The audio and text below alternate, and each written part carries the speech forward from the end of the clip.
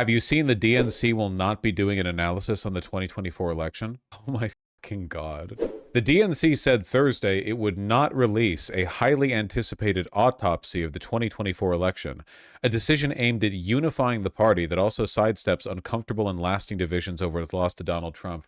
I don't know, man. I can't see the future, but the likelihood of me voting for the Democrat in 2028 is they are working to unsecure my vote, okay? My vote historically has been hitched securely to the back of the Democrat wagon, and I feel like they are chopping away at it with a big cartoon fire axe.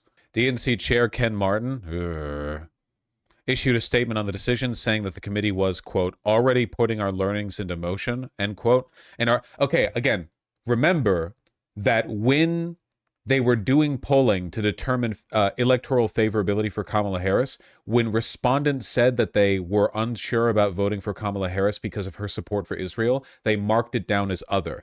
They had specific categories for a bunch of reasons that people didn't like Kamala Harris. But for opposing Israel, for anything that was anti-Israel, for that category specifically and uniquely, they refused to distinguish it and simply marked it as other/no response. They did not record it. A fucking murder-suicide pact with Israel. It's insane. They're calling it the Groyper Factory. Yeah. Committee officials involved with the report, which included hundreds of interviews conducted across 50 states, had concerns it would inflame ongoing tensions within the party at a time when they felt it had begun to generate window momentum. You know what that means? Translation. Overwhelmingly, the problem is support for Israel and centrism. I guarantee you, they did a bunch of interviews, and overwhelmingly the sentiment they heard is, yeah, the Democrats seem like useless, pathetic, centrist, collaborationist, though I imagine the average voter probably wouldn't use that last word. And we want, like, more progressive energy, and also fuck Israel. And now they're just not going to talk about it. They don't want to acknowledge the fact that that's the reason. The Democratic Party right now is telling you they would rather lose in 2028 than break ties with Israel. We're just talking like common sense. And I don't mean to sound conspiratorial, but does anyone have any other potential explanation for why they wouldn't release this autopsy to avoid inflaming divisions within the party? Any other explanation? I guarantee you this. If the results of the autopsy were that people felt the party had moved too far left and the need was to return to the center, they would release it. If the result was people felt the party was not pro-Israel enough, they would release it. They would not mind irritating the left wing of the party because they have done that over and over and over and over and over again. Everyone is screaming at them, you need to move further to the left, and they won't do it. Dog, the money cannot be that good. I mean, the Democrats don't really care about winning because the Democratic Party is made up of thousands and thousands of bureaucrats and elected representatives who get to hold their seats either way. You know? Like, if you imagine them as being basically controlled opposition, or at the very least complicit opposition, whether or not they win doesn't like really matter. They're doing their job either way. The officials said over the course of conversations they decided it would be a strategic failure on the part of the DNC to publicly look backward, arguing they were already putting reforms to work.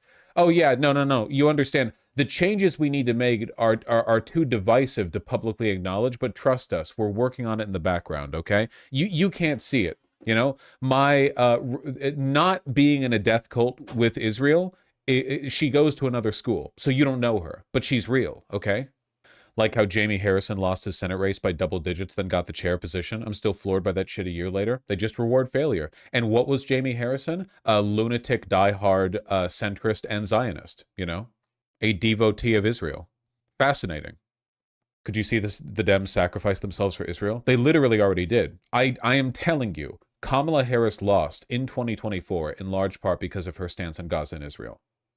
And I think the evidence for this is the fact that the Democrats don't want to talk about it. They didn't want to record opposition to Kamala Harris on the basis of her support for Israel. And they, even now, still do not want to acknowledge how much of an impact that it had. It's not that American voters are super sympathetic to Palestinians in general, because they're not. It's that support for Israel, after how obviously evil Israel was to everyone by the end of 2024, like, It's an easy litmus test. You have to be compromised so thoroughly to defend Israel. There's just no, like, the only people out there who authentically, sincerely, believably defend Israel are people who are just diehard anti-Muslim fascists. At least I think they're honest. Like the people who like Randy Fine or whatever. I believe you support Israel. You just want to kill Muslims. Like that's it logically follows. I understand your belief system, but people who pretend to be liberal and then turn around and defend Israel, no, no way. Nobody's buying this shit anymore, and it looks like they still think they're going to fool you with it. The unreleased report specifically identified issue with Democrats' resource management, noting that despite the party's consistently robust funding, it had failed to effectively spend those funds. Oh, I guess they also don't want to talk about the fact that Kamala Harris spent like $2 billion and still ended up in debt somehow at the end of the race, probably because all that money got hoovered up by consultants. It also criticized a field organization that was characterized as disorganized and ineffective. Should have worked with PV. Authors noted that door knockers were failing to generate successful contacts or meaningful persuasive conversations, and that one-sided digital outreach had failed to break through. Man, I wonder if it's difficult to break through to people and reach out to them when you're advocating for an incredibly insincere candidate, you know? Like, what kind of conversation are you going to have with somebody about Kamala fucking Harris? Have you heard her laugh? I mean, she's not Trump, right? It worked with Mamdani. Yeah, interesting. Interesting how Mamdani was able to have a record-setting ground game in New York City when Kamala Harris wasn't. It's just interesting, you know? Does losing not hurt them? Like, is there no desire to succeed? I'm sure there's a desire for the Dems to succeed. Like, they would prefer to be in power. I just think that they're still totally beholden to their corporate interests. And as a consequence of that, most of them are cowards. Like, they don't mind losing. You know, they try, but they're unwilling to break through. The difference really is that the Republicans have actual capital F fascists in the party who do want power no matter what. So you do have breaks with corporate interest. Remember, like, Trump has said insurance companies are the problem, you know? Insurance companies are stealing government money, essentially, through the ACA subsidies. Now, he's being insincere. He's not going to fix that or divert less money, but he's at the very least willing to dip into populist rhetoric, you know? With Kamala Harris and other centrist Democrats, not really. Like, they won't even touch on it. So I guess the will to power, for lack of a better term, is a lot stronger for the fascists because there is, in addition to the corporate compliance, an actual interest in exercising real power there. The Democrats don't have that at all. In addition, the report criticized aspects of Democrats' 2024 messaging, saying the party failed to respond adequately to voters expressing concerns about public safety and immigration, key issues that Republicans made central to their campaigns. By the way, I'm going to full-on conspiracy post. Either CNN is not mentioning Gaza here because they're also compromised, which we know they are, or the only reason they're not mentioning it here is because the unreleased report also doesn't mention it, and the unreleased report doesn't mention it because the the campaign failed to record that information or weren't even asking about it. Either CNN is compromised or the DNC is so compromised that they weren't even looking to it because Gaza is part of the issue. Which is worse? It's probably both, to be honest with you. The conclusions of any autopsy could be uncomfortable for the party's midterm candidates and the contenders for the next presidential nomination. Why? Is that normal? Hey, we identified the reasons why we lost in 2024, but we don't want to talk about it publicly because we don't want to draw any attention to the fact that those same losers are trying to win in 2026. I don't know, man. Maybe you should find different non-losers? Possibly? Maybe? Harris has not ruled out another bid for the White House. Yeah, she's probably going to run. We're going full MAGA 2028, boys. In 2027, Israel is going to drop 2 nuclear weapons on Tehran and dare the world to stop them.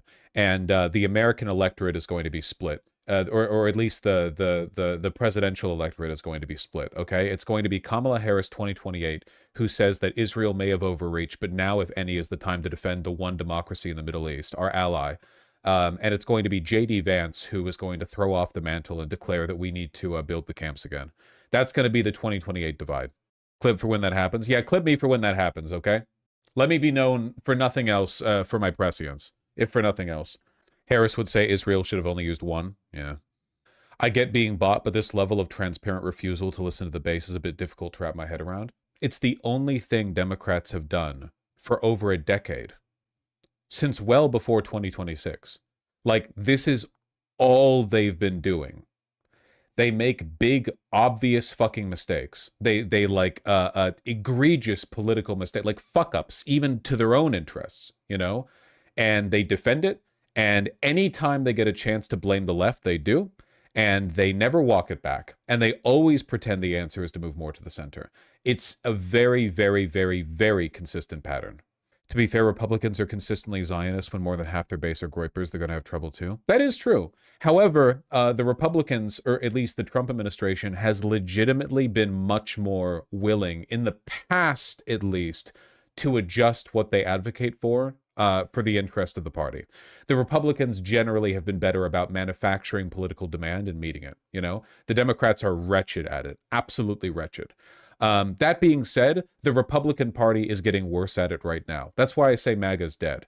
The MAGA relied not only on total compliance within the Republican Party, it also relied on the ability of Trump and the Republicans to manufacture an interest in whatever it is he wanted to sell. He did a great job on that with tariffs, you know? Like, the tariffs idea was retarded from the beginning, but he pushed for it really aggressively, and he got the MAGA base on board with it. Yeah, we're going to tariff the world, fuck them.